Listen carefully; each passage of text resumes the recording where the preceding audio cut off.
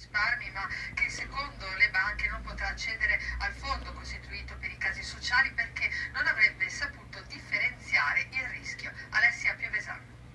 In questo momento vivo dello solo del mio stipendio e basta, non ho altro niente.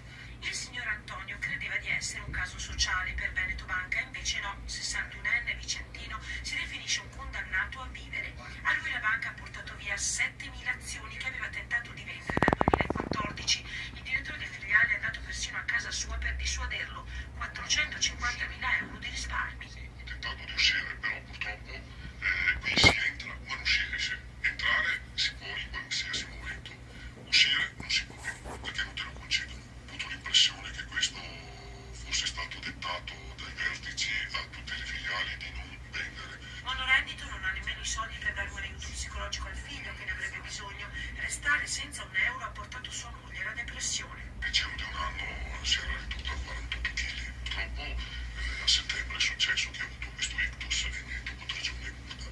Ma Antonio non accederà al fondo sociale da 30 milioni previsto sulla carta dalla banca. Io mi considero un caso sociale, però per la banca non sono un caso sociale perché io ho investito tutti i miei risparmi su un'unica banca. E quindi è stato incauto.